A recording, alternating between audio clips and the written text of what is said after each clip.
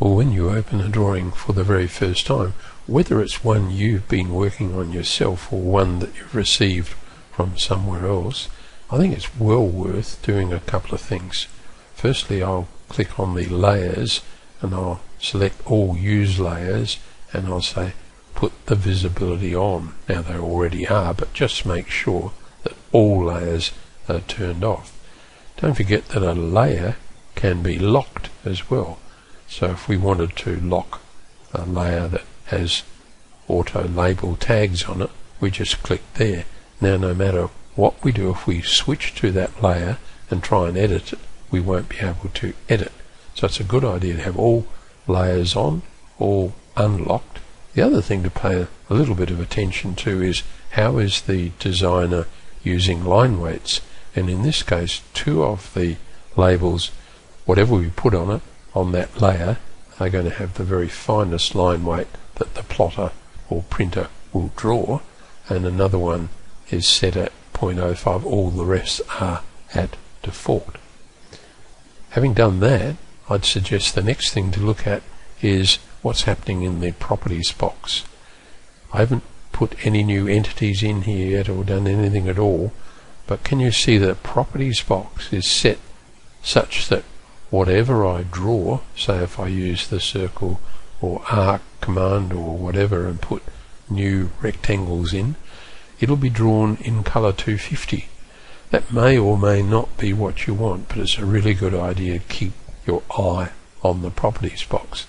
I'm in the habit of changing that. I much prefer to say I'm going to handle things by layer, and on the subject of layers, when I would start a brand new drawing, I'd say I'm going to draw on layer 0. I can move things to other layers later, but if I start doing some new things, they'll automatically go on layer 0, and I can move them around later.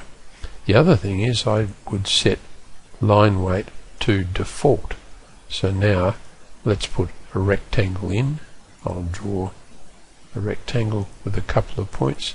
I pop it in and select it. Now in the properties box, that says I'm a rectangle, gives me the color by layer, the layer it's on, 0 and so on, and the line weight, the default.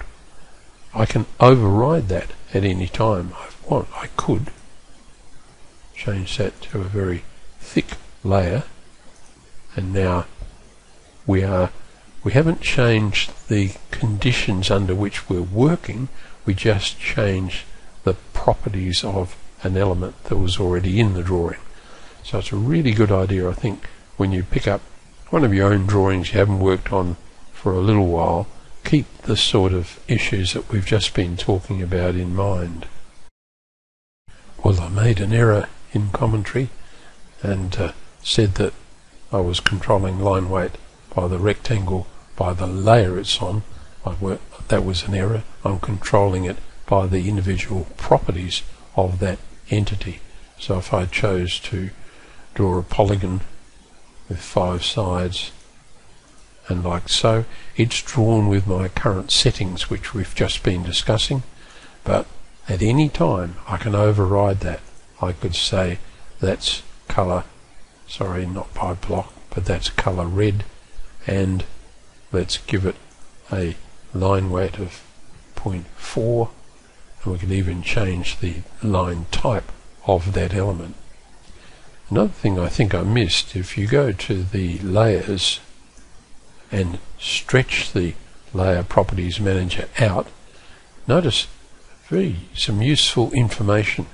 This is telling us that on layer 0 there are 596 entities, on layer ground cover grass 713, on a hatching layer 29, and so on.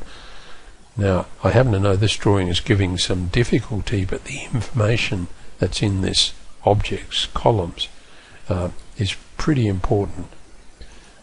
While we're on the subject of just picking the drawing up, at first I always like to check what the OSNAP settings are. Notice that polar is on, OSNAP's on, and line weight is on. If I come over here to the object snap, notice that the drafter here's got object snap running on all the time, end point, midpoint, intersection are all on, I'd be inclined to clear them and just run early on until you get a lot of experience. Just rely on individual O-snaps. So if I wanted to draw a line, let's use the L shortcut from this point here way down to the midpoint of that polygon. Just pick the midpoint option, so it becomes a once only snap. The reason being, if you leave a whole lot of running O-snaps on, gCADPlus is going to spend quite a lot of time searching around in the drawing. So early on, just be a little bit cautious about running with O-snaps on all the time.